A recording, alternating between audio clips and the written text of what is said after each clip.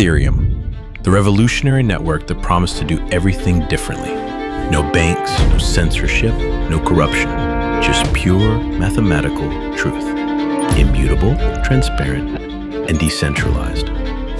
But what if that was never true? What if a single event, less than a year after Ethereum's birth, shattered all those ideals? In 2016, Ethereum was struck by disaster.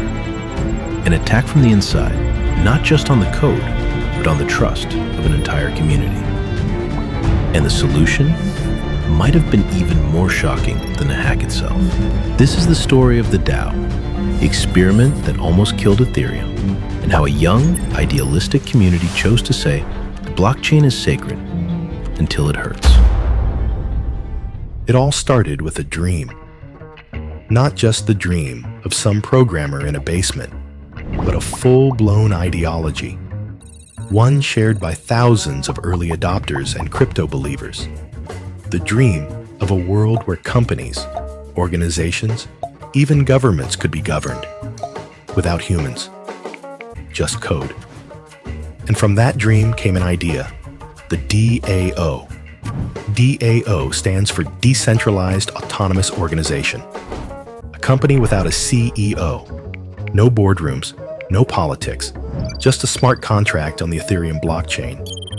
Funded by anyone, controlled by no one. Investors would vote on where funds went, transparently, immutably, without middlemen. The DAO was launched in April 2016 by a German company called Slock.it, led by Christoph and Simon Jentsch. They wrote an enormous smart contract that would function like a decentralized venture capital fund. But instead of a handful of wealthy insiders, anyone could join. You'd send Ethereum to the DAO's wallet and receive tokens that gave you voting power over proposals and funding. The idea caught fire. The timing was perfect. Ethereum had just started gaining traction, and everyone wanted to be early. In just a few weeks, the DAO raised over 12 million Ethereum, worth roughly $150 million at the time. In 2016, that was absurd. The DAO quickly became the largest crowdfunding event in crypto history, controlling over 14% of all Ethereum in circulation. It was hailed as Ethereum's showcase project. Media outlets called it the future of organizations. Vitalik Buterin publicly supported it. Conferences, forums, and chat rooms couldn't stop talking about it. But underneath the hype, something dangerous was brewing. On May 27, 2016, a pseudonymous developer named Peter Vessenes posted a warning on the Ethereum forums.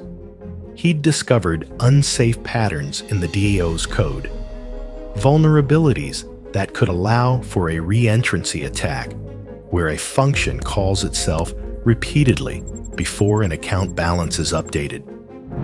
Slock responded with confidence. They were aware, and a fix was on the way, something called a curation layer, but it hadn't yet been implemented. What no one knew, the clock was ticking. On June 17, 2016, at exactly 10:38 a.m. UTC, the attack began. In real time, developers watched as millions of Ethereum drained from the DAO contract into what became known as a child DAO. The attacker had exploited the exact issue Vessenes warned about. The contract sent funds before updating its own records. By calling the withdrawal function over and over, the attacker tricked the contract into sending Ethereum repeatedly, as if the balance had never changed. The blockchain recorded every transaction, every loop, every Ethereum that vanished. By the end, over 3.64 million Ethereum had been extracted, more than a quarter of the entire DAO's treasury. At the time, it was worth around $60 million. Today, over $10 billion. The Ethereum community was in shock. Telegram groups exploded. Reddit melted down. Nobody fully understood what had just happened, except that their funds were gone. Vitalik Buterin and the Ethereum Foundation responded quickly. They proposed a soft fork, which would freeze the stolen Ethereum inside the child DAO so the attacker couldn't move it. But new problems emerged.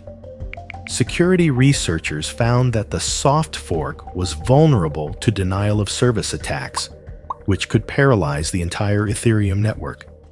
Within days, it was clear a soft fork wouldn't be enough. Then, the unthinkable was put on the table: a hard fork, a permanent rewrite of the Ethereum blockchain, undoing the DAO attack by changing history. The community was called to vote. Developers, miners, exchanges, everyone had to pick a side.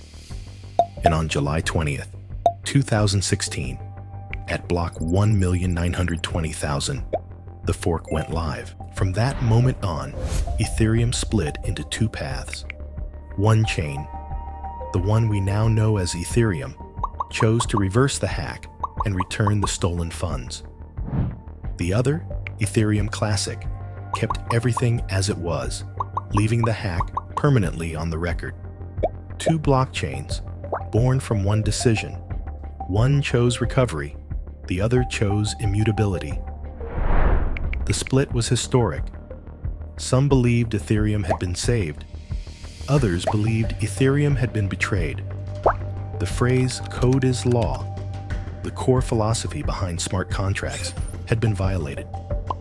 Purists, libertarians, and crypto-anarchists backed Ethereum Classic. To them, immutability was everything. They believed the DAO hack, while tragic, was part of the experiment.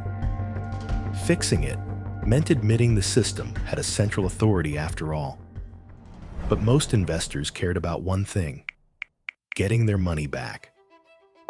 And so, exchanges like Coinbase, Kraken, and Poloniex adopted Ethereum as the new standard. Ethereum Classic became the ghost chain, the inconvenient reminder of what had actually happened. The hacker, or hackers, were never officially identified. They later sent cryptic messages claiming what they did was perfectly legal. "I just executed the smart contract exactly as written." Some suspect an inside job.